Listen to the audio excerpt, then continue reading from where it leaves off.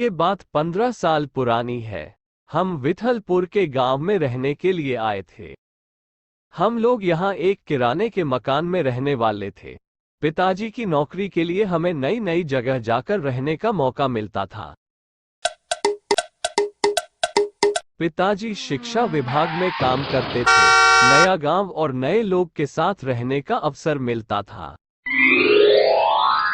यहाँ गांव भी कुछ बहुत बड़ा नहीं था। बीच में गांव और बगल में जंगल और खेत था। गांव रोड से कुछ 4 मील की दूरी पर था। सभी यहाँ अपनी खेती करते थे।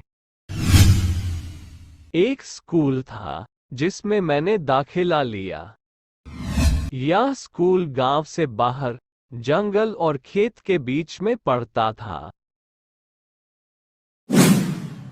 इस गांव में हम जब से रहने आए थे तभी से भूत के बारे में लोगों से बहुत चर्चा सुनी थी, पर कभी देखा नहीं था। इसलिए हम लोगों की बात को मजाक में सुन लेते थे।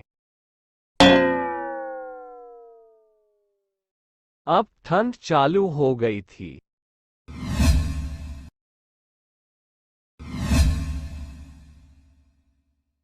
छोटा गांव था, इसलिए लोग जल्दी सो जाते थे।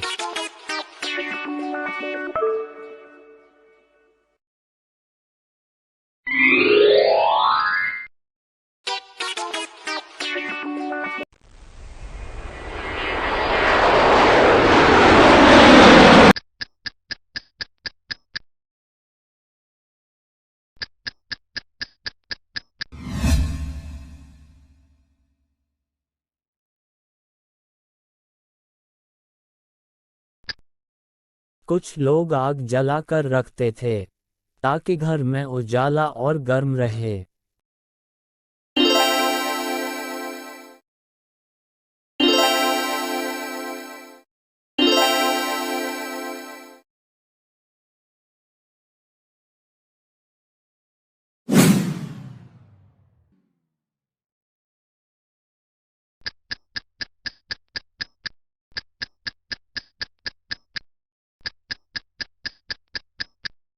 वैसे उस वक्त स्मार्टफोन नहीं था और ना ही इंटरनेट था। लोगों के पास टीवी के अलावा कोई दूसरा मनोरंजन नहीं था। वह अमावस की रात थी। हम भी जल्दी खाना खाकर सोने जा रहे थे।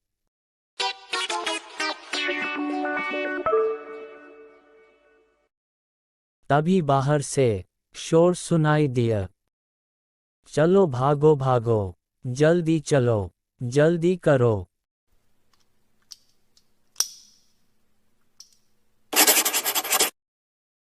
लोगों के पीछे मैं भी दौड़ता भागा चला गया।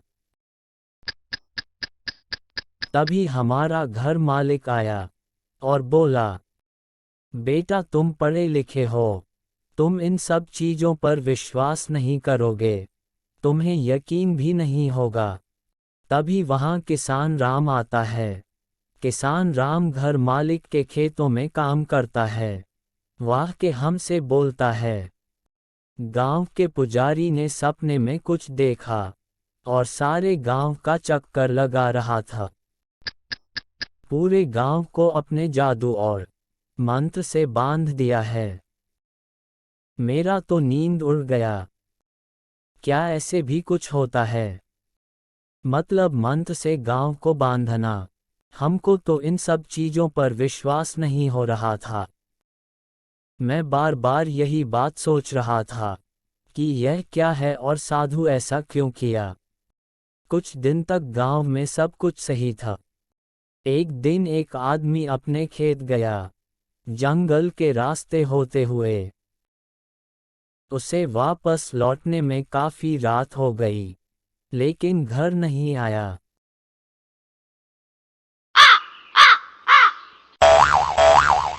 सुबह होते ही गांव के लोग उसे खोजने निकल पड़े हैं। लोगों के बहुत खोजने के बाद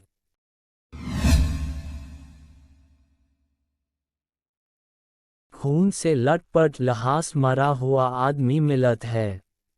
सभी गांव वाले नजदीक से जाकर देखते हैं। अरे यह तो वही आदमी है जो कल खेत में आया था। सभी गांव वाले सोच में पड़ जाते हैं और सोचने लगते हैं। तब गांव वालों को समझ में आ जाता है कि वह साधु सच में मंत्र से बांधा था गांव को। और भी ऐसे भूतिया कहानी सुनने के लिए हमारे चैनल को लाइक एंड सब्सक्राइब करें।